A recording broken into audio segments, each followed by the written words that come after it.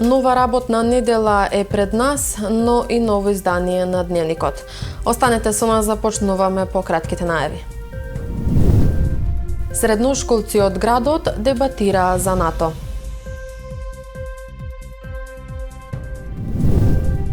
Одбележана 107-та годишнина од Кумановската битка. Женскиот ракометен клуб Куманово фуриозно против Чаир.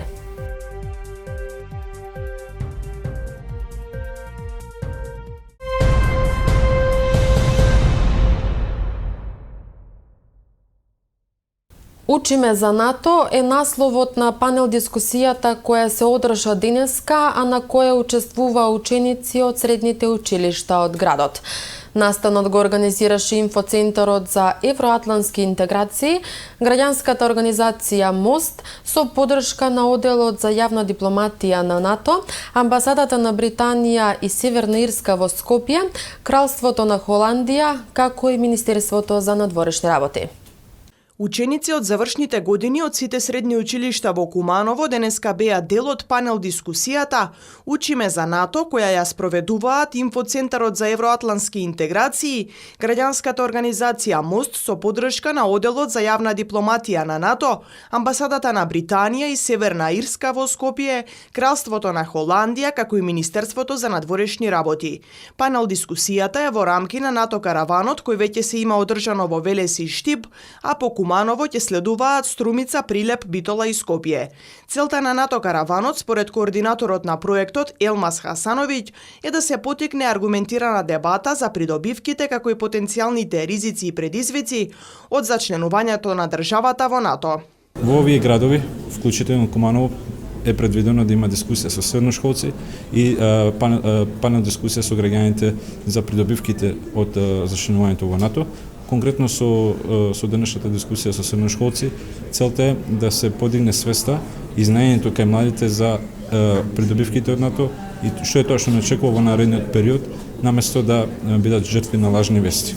Како што појасни тој, средношколците веќе имаат доволно знаење за најголемата воено-политичка алијанса. Имаат одредени површни знања, но во однос на тоа како НАТО функционира, кои се придобивките за младите и што е тоа што тие може да го очекуваат како идна земја членка на НАТО, се уште не се познати за средношколците, може и тоа се должи на фактот што многу малку внимание се посветува на меѓународните организации во средното училиште како дел од нивниот курикулум за учење, така што целта е да се пополни овој вакуум, односно празнина од информации, каде што ние со дискусија и на еден начин и разговор со средношколците ќе можеме да им одговориме на сите тие прашања кои што ги мачат, а немаат шанса на друг начин да ги адресираат. НАТО караванот ќе трае до крајот на годината, а вечерва во рамките на истиот во кружната сала на поранешен комитет ќе се одржи панел дискусија на тема Република Северна Македонија во НАТО, политичко-безбедносни придобивки, ризици и предизвици. Говорници на настанот ќе бидат министерката за одбрана и заменик председател на владата Радмила Шекеринска и амбасадорката на Црнагора Марија Петровиќ. Во текот на изминатата недела на подрачјето на секторот за внатрешни работи Куманово преземени се мерки и активности и констатирано е дека 68 возачи управувале возило со брзина поголема од дозволената, од сообраќај се исклучени 64 возачи, 27 возачи кои управувале под дејство на алкохол и 37 возачи управувале возила пред да се стекнат со право за управување на моторно возило. Од сообраќај се исклучени исто така 24 возила, бидејќи биле нерегистрирани. Санкционирани се 22 возачи поради користење мобилен телефон за време на управување на моторно возило и 7 возачи поради неправилно пристигнување.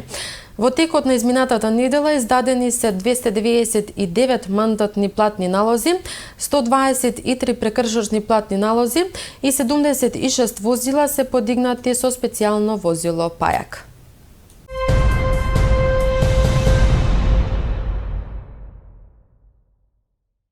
107-та годишнина од Кумановската битка е одбележана викендов на спомен костурницата на паднатите борци во Зебрњак.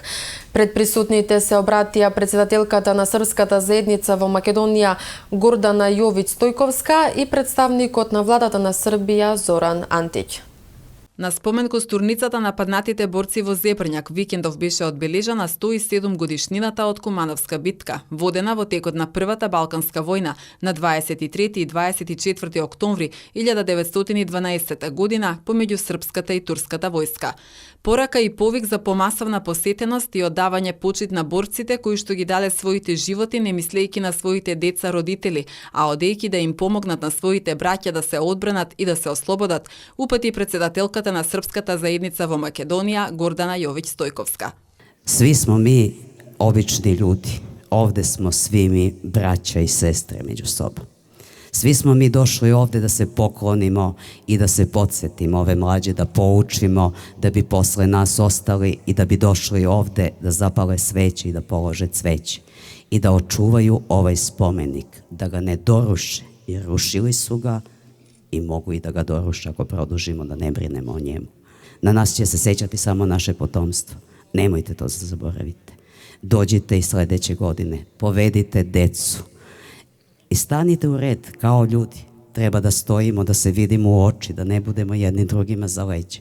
Ne moramo da dovodimo protokol. Mi smo ti koji čuvamo. Mi smo ti koji treba da napravimo lepo lice ovom spomeniku i dostojanstveno da se poklonimo ovde.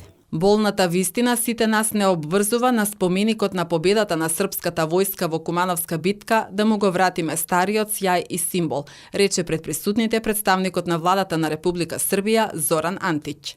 Nalazeći se danas u istorijskoj sredorečkoj oblasti na uzvišenju Zebrnjak na 511. metru nadmorske visine, na samo 6 km od Kumanova, u blizini manastira Svetog Georgija Pobedonosca, zadužbine kralja Stefana Uroša II. Milutina i groba kumanovskog junaka potpukovnika Aleksandra Glišića u porti Kumanovske crkve Svete Trojice, stojimo nemo zagledani u arhitektonsko remek delo Momira Korunovića u predivnu kulu obelisk visoku 48,5 metara koje, nažalost, nema. На одбележувањето на годишнината од Кумановска битка вчера пристигнаа и членовите на велосипедската секција на планинарскиот клуб од Врање, кои што 7 година поред го посетуваат споменикот Зебрњак на овој ден. Od 100 godišnjice svake godine dolazimo, naša klub, odnosno biciklistička sekcija Planinarskog kluba Vranje, svake godine dolazi na obeležavanje godišnjicu Kumanovske bitke, kada je sa ovih prostora proterana Turska imperija. I Srbija je povratila svoje vekovne južne teritorije. Većinom to što se svake godine ponavlja, da se ovo ne smije zaboraviti, da mora što biti masovnije, da moramo našu decu učiti. Nažalost, mi smo živjeli u nekom periodu gde se ovom istorijskom periodu malo pridavalo značaja u školi. Nadamo se da će se to promeniti, da će se ovakvi veliki događaji iz slavne srpske istorije što više ceniti i poštovati. Naš klub redovno obilazi sve verske, kulturne, istorijske spomenike na severu Severne Makedonije, a išli smo i mnogo i druge etape. U Grčkoj smo išli na Hilandaru biciklama, išli smo prošle godine i obeležavanje 100 godina proboja Solunskog fronta, išli smo biciklama i na Ljuboten, tako da je Sever Makedonije naš predok gde često dolazimo i obilazimo krajeve. Prvi put sam ovde sa biciklistima i od ove godine sam član biciklističke sekcije i veliko mi je zadovoljstvo. Ja bih pozvala sve mlade da se što više bave sportom, da ostave malo telefone, kompjutere i to i da se malo posvete sportu.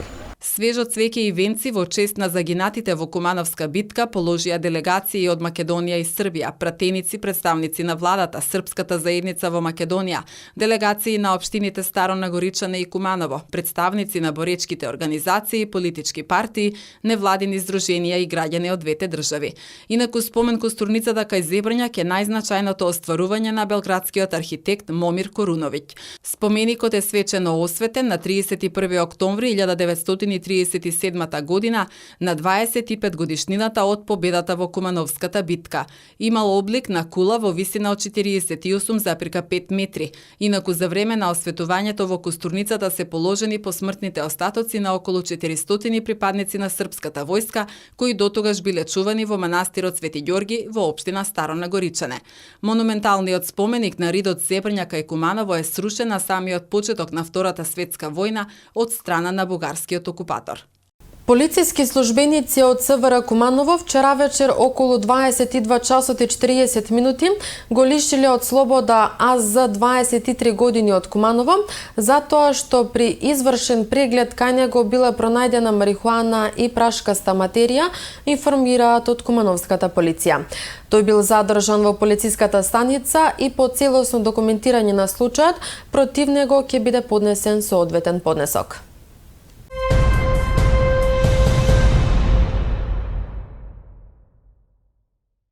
По повод месецот на книгата, библиотеката Тане Ѓоргиевски организира литературен и ликовен конкурс на кој што учествуваат ученици од основните и средните училишта. Работилници, трибини, промоции се дел од активностите што ќе следат во наредниот период.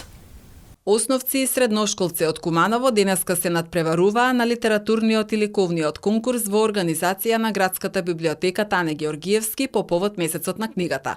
Поради зголемениот интерес за учеството, учениците се надпреваруваа поделени во групи, информира ВД директорката на библиотеката Ана Денковиќ Антевска. Комисијата која што го спроведува литературниот и ликовниот конкурс во најскоро време ќе ги објави добитниците. Би сакала уште да кажам дека најуспешните, како и оние што учествуваат, ќе добијат и благодарници и награди.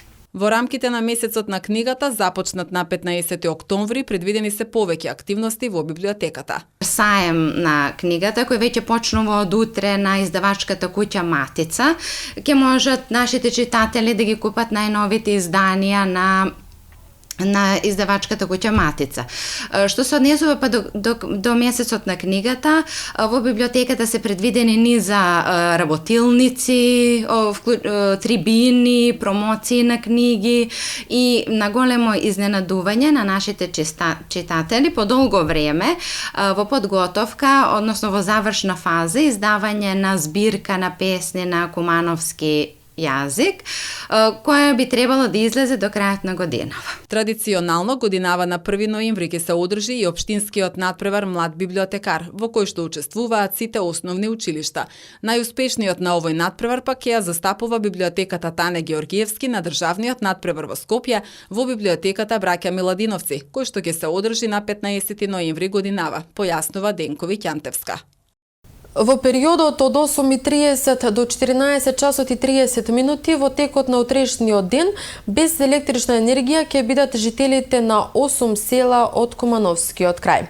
Како што појаснуваат од регионалниот центар за управување со кризи, станува збор за селата Макреш, Канарево, Добрача, Цвиланце, Бајловце, Алинци, Желувино и Дренак. Станува збор за најавени прекини од страна на ЕВО на Македонија поради интервенција во мрежата.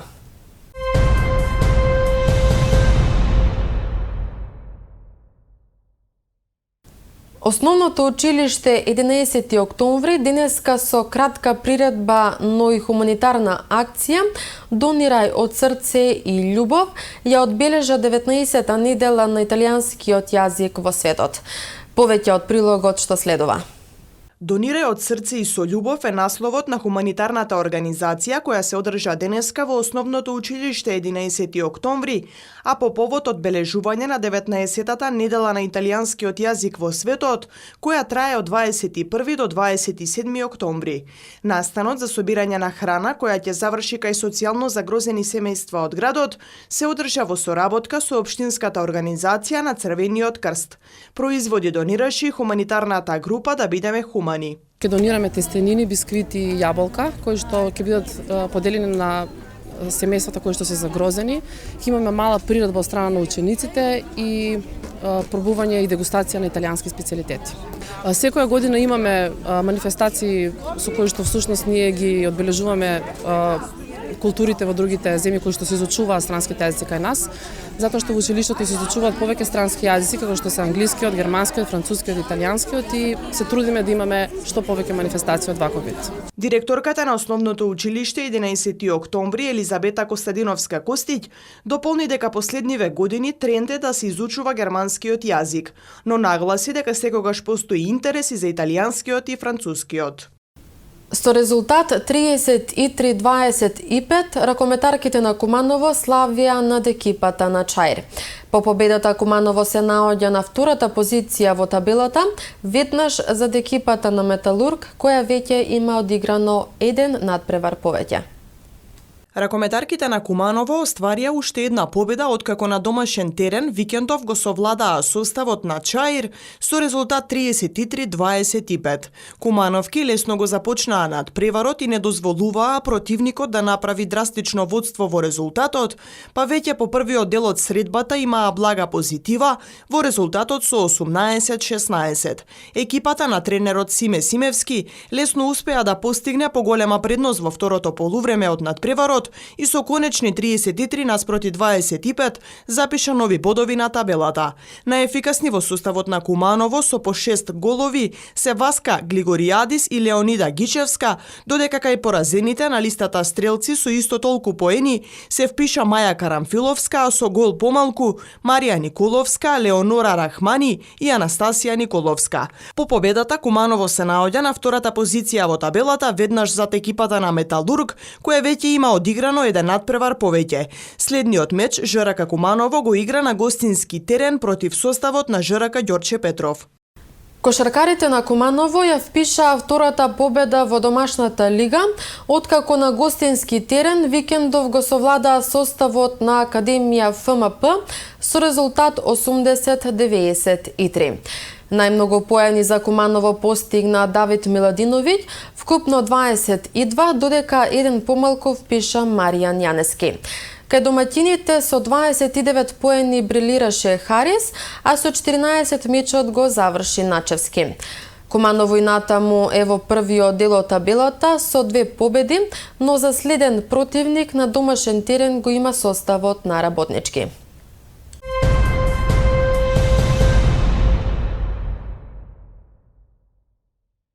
Во продолжение вестите од Македонија.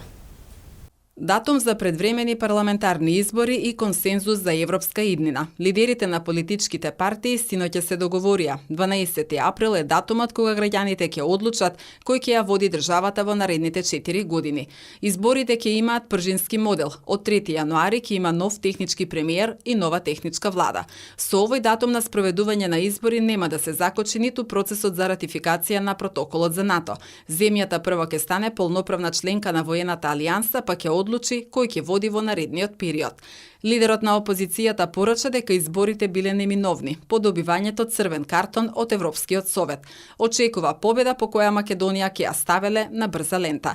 Да се испочитува датумот за изборите, па потоа ќе се разговарало за пописот, изјави коалиционерот на Заев Али Ахмети. На иста линија со него беа БЕСА, Алтернатива и ДПА, додека лидерот на Алијансата на албанците Зијадин Села изјави дека не гледал проблем тоа да се спроведе и пред 12 април. Синоќа сите кои учествуваа на лидерската нагласија дека средбата била конструктивна и дека сите се согласиле дека државата треба и мора да има европска иднина. За Македонија не постоела друга алтернатива освен полноправно членство во ЕУ. Тоа значи без креативни решенија кои во иднина би биле понудени. Април е непогоден. Можноста за попис пред изборите технички е невозможно, рече денеска на пресконференцијата директорот на Заводот за статистика Апостол Симовски, откако вчера лидерите на партиите се договорија во април идната година да се одржат изборите. Станува збор за гломасна организација која не може да се спроведе по април. Не може да одговориме кога ќе се спроведе. Тоа е одлука на парламентот. Тој треба да одлучи. Не можеме да влијаеме на ваквите одлуки. Тие се легитимни, коректни и ние бевме затекнати вчера со решението. Пописот секако ќе мора да се спроведе. Не сум чул дека некој има намера тој да не се спроведува, рече Симовски.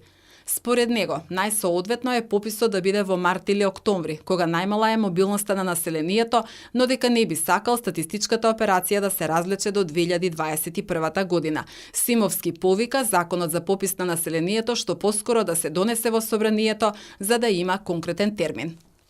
Од полноќ се намалува цената на бензините од денар до денар и пол, а цената на дизелот и екстра лесното масло за домаќинство останува непроменета. Според денешната одлука на Регулаторната комисија за енергетика, Евро Супер БС 98 ќе се продава по пониска цена за 1,5 денар, а Евро Супер БС 95 за 1 денар. Така што новата цена на 98 ќе биде 68,50 денари за литар, а на Евро Супер БС 95 ќе изнесува 66,50 денари за литар.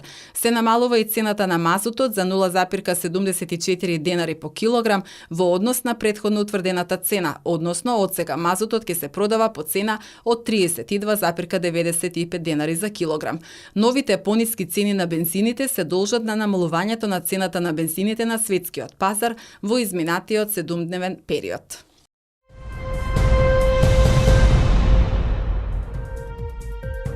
Времето денеска во Куманово беше сончево. Максималната температура се искачи до 27 степени, а минималната беше 14. За утре метеоролозите најавуваат сончево време. Дневната температура ќе достигне до 27 степени, а утринската ќе биде до 11.